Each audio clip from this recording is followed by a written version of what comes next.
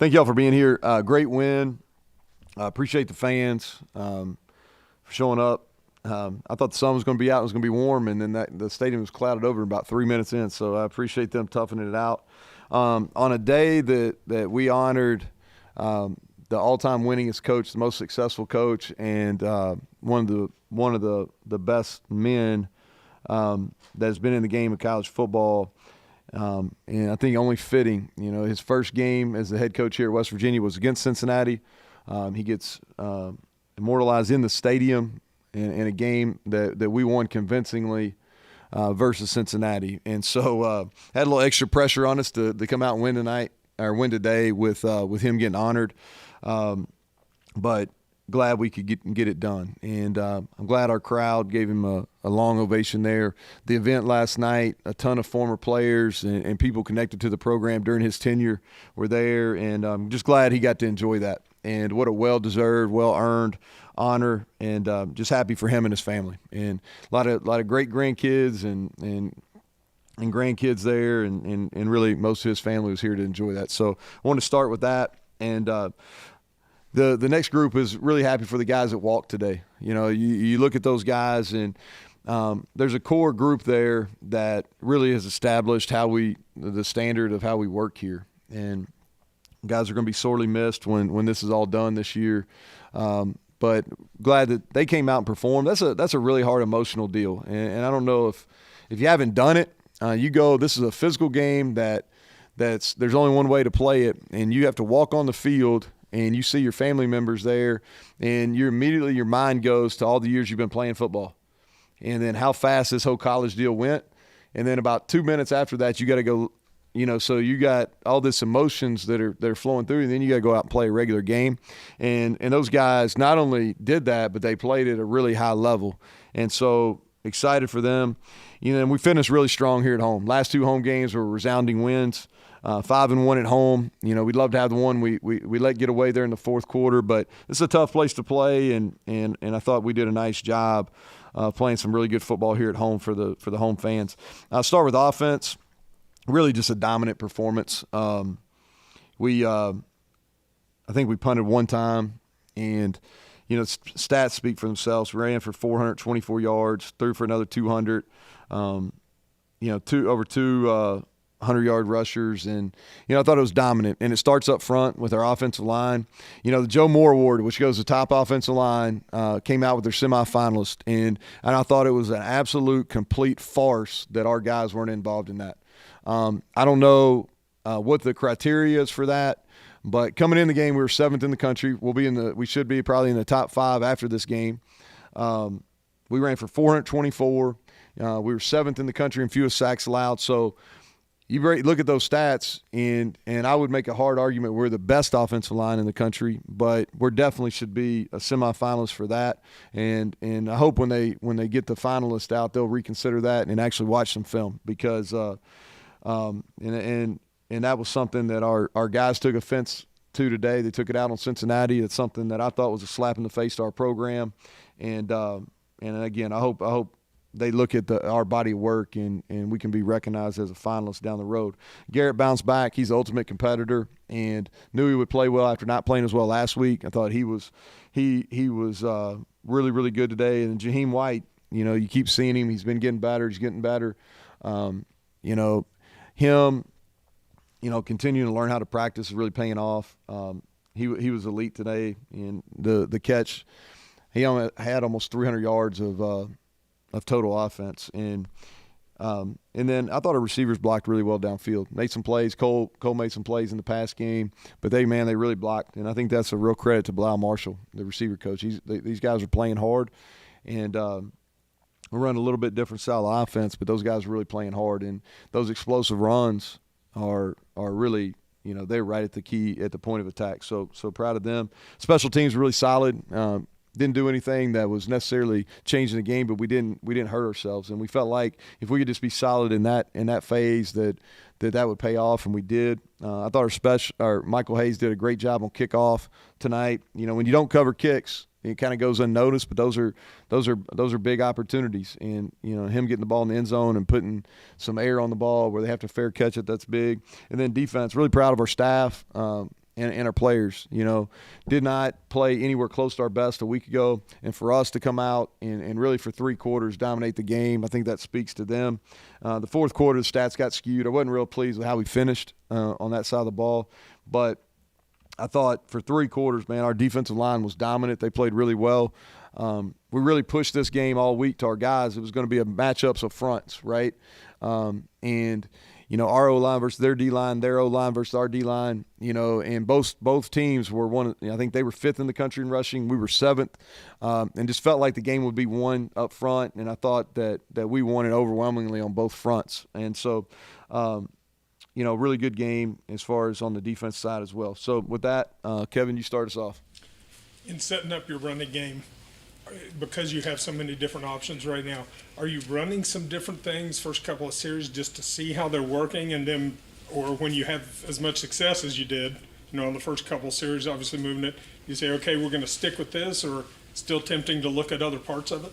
Yeah, so what we did, we were just trying to change the picture on a little bit. Schematically, we really reduced the number of schemes we ran today. We only really ran about 3 run schemes today. But what we did is we tried to motion different looks for the tight end, move the back around a little bit, and where we were trying to get the ball to hit, into the boundary, into the field. And so that was really the plan. We started off good, and then we had a penalty that kind of knocked us off that first drive, and then we rolled the rest of the half. And, I think that, at the point of attack, Wyatt Milam, he's special. He's special, and he was really good at the point of attack. I thought that Zach Frazier really took the matchup with Corleone personal. I don't know how that went. But stats-wise, say it went pretty well for us. We'll see when we watch video.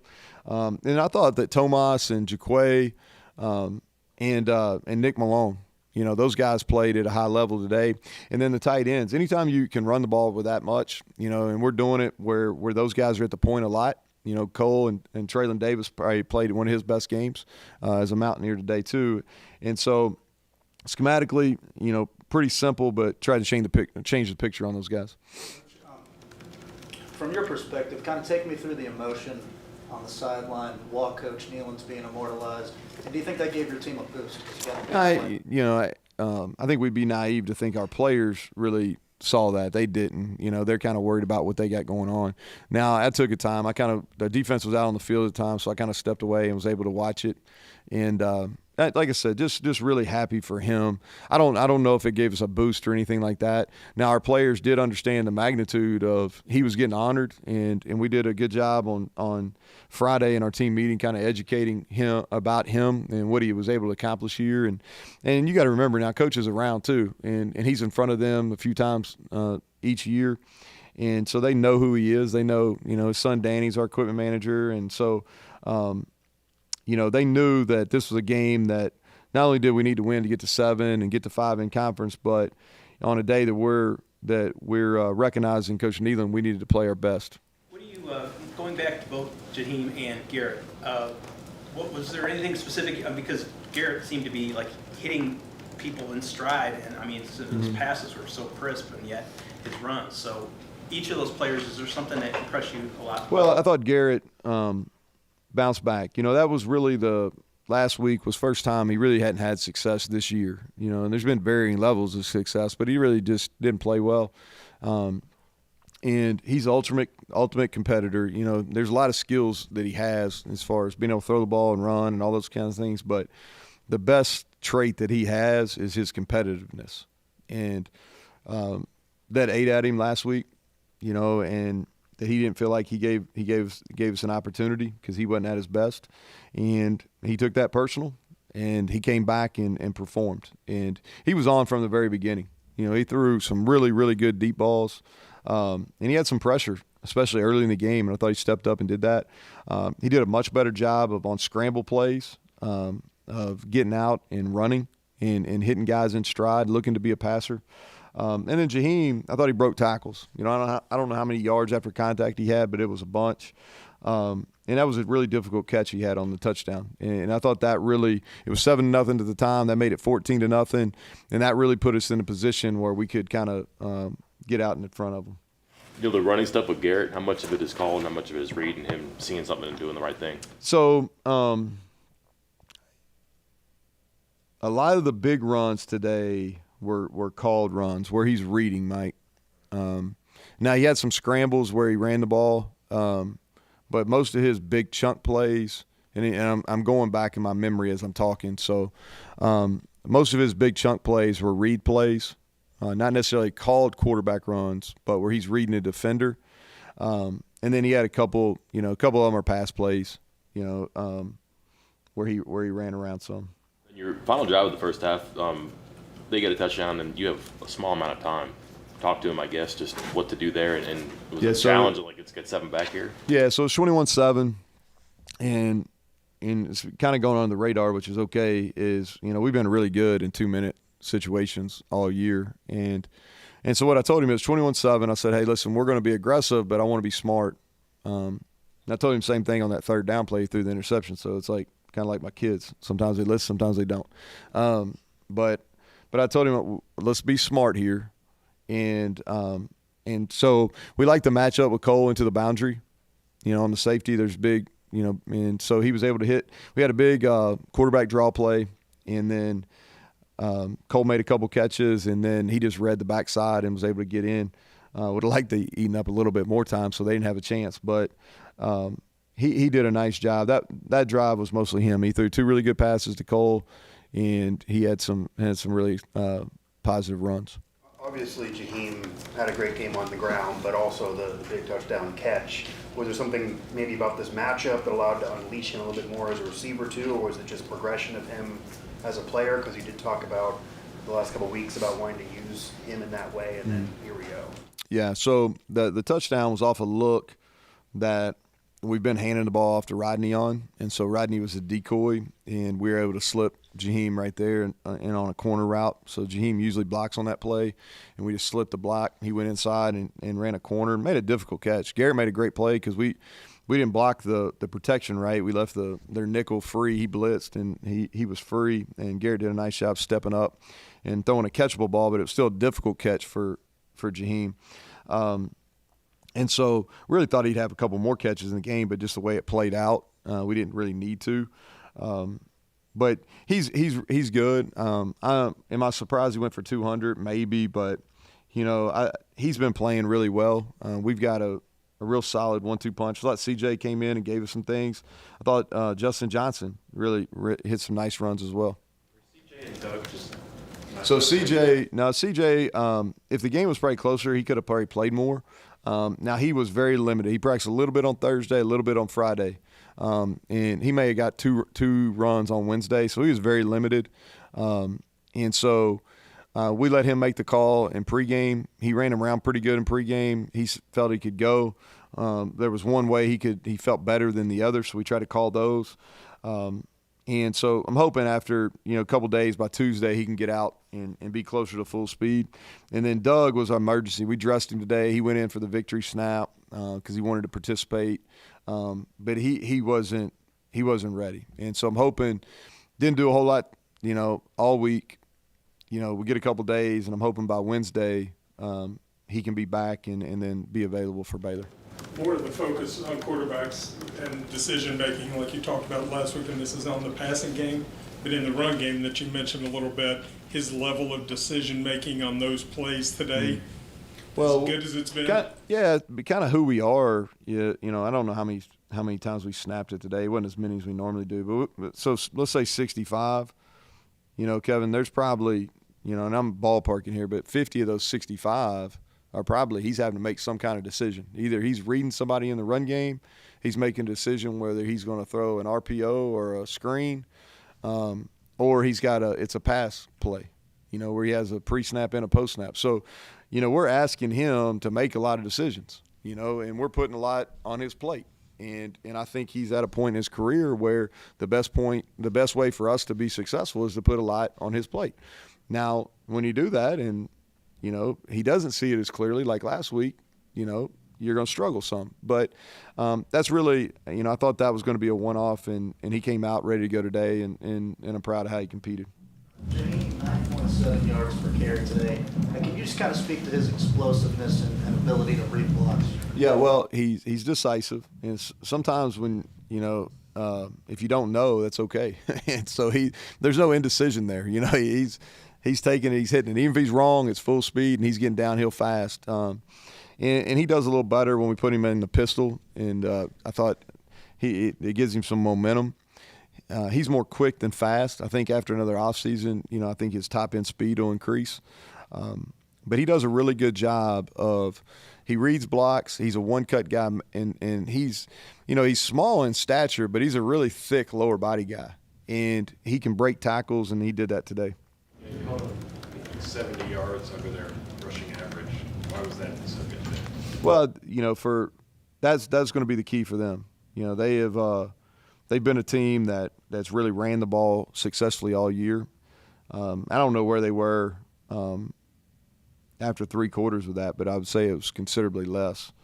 And then to hold the Kiner guy to 56 yards, he's really good. I was concerned about him and our ability to tackle him because he's a guy that has a super strong lower body. And so for us to be able to do that and hold him to 56 yards, for us to win, we knew we were going to have to control the run game. We didn't necessarily think we were going to stop it, but we had to control it, and I thought our guys did that. So West Virginia had control most of this whole game, but they did kind of put up a little bit of a fight there towards the end. Did you or any of the coaches say anything to the team of, hey, we're still up big, settle down? Just because they're at the games this year where teams have come back and made it a little closer. Yeah, no, they made it closer. I think it was 42-14, so they were going to have to. At one point, it might have been 42-7. They did a little bit more in the fourth quarter than I would have liked, but I don't think that game ever got where it was in question. But bottom line, we had them at 3rd and 16, and we missed 2 tackles, and they ran down, and then they hit a trick play too, and so not necessarily pleased with how he finished in the fourth quarter. But we'll take 42-21 in a conference game. How big was it? In the first quarter, they had a couple of 4th downs in midfield, punted both times, and I think you turned both into touchdowns to up 20. How big was stuff like that? Yeah, I think those are decisions that sometimes I haven't gotten them all right either. And Sat he's been doing this for a long time, and he's been aggressive. But their 4th down stats haven't been very good this year too. So I think that probably played into it. He's usually a pretty aggressive guy, just playing him when he was at App and I was at Troy. But coming in this game, their 4th down stats weren't good. So I'm sure that played into it. And then one of them was a 4th and really long 2. And those are hard calls, I can tell you. Like we had one last week. I felt like we needed to go for it to give us a chance to win. But those are ones you're like, and we've been pretty good on 4th down. Our 4th down defense has been pretty good too, so that might have played into it. And I thought we had a critical one there. Probably as odd a first touchdown drive is maybe I've had in my career. We had so we lost a tight end during that drive, so we didn't have 12 personnel. The 6 offensive line, we had an offensive lineman get hurt within that drive, and we lost a running back. And so the 21 personnel sets that we would use, the 12 personnel sets we would use, were both out, and then our 6 offensive linemen personnel grouping. So I had to use 2 timeouts there because I called a play, and I'm like, as soon as I called it, I'm like, oh, he's out. We can't run that. And so, but we finally got settled down after that timeout before the 4th and 1 call, and then Garrett did a really nice job, and we got good push on that 4th and 1. And that ended up being a huge play that probably everybody forgets. The way you trimmed down the passing for Garrett this week, do you think that helped him see things a little bit better? Well, I hope so. We're kind of in this deal. We're either going to take shots or, we're not dinking and dunking much, So he saw it. He threw the ball well. We've really worked on his fundamentals during the week. But at the same time, I didn't want him thinking out here. You work on fundamentals during the week, you go play. You trust your training on Saturday. And I did. I thought he was really accurate. From the first play, we called a shot play there, the very first play of the game, hit Traylon Rady in stride, and I thought that kind of set the tone for the rest of the afternoon for him. Neal, you talked a little bit earlier about reaching 7 wins and 5 in conference. That's your winningest season here. And what does it mean to you to reach that higher level and to do it in a season where you were picked 14th in the league? Yeah, I don't know. I think the 7 wins is good. You know, we need to get to 8 and then get to 9. I think if we can get to 9 wins, that's significant. You know, if you look at what's been done here since joining the Big 12, I think that would put us up, maybe second since joining the Big 12. I think the 6 conference wins is significant. If you look at it, there's a couple teams that have won 7, and then a couple that have won 6, and that's going way back. As far as teams that have won 6 conference football games, there's very few in the history of our program that have won 6. So those are some of our goals. You know, to get to 6 conference wins, to get to 8, to give us a chance to get to 9. We got to go to Waco. That's a tough trip, and I don't know how they did today. But we got to go and kind of guys will have a good time today and kind of get them back tomorrow and then start practicing on Monday. And this is, if you're a football coach, this is one of your favorite weeks of the year, you know, practicing and playing during Thanksgiving week. So, guys, I appreciate it. Y'all have a good weekend. Thanks.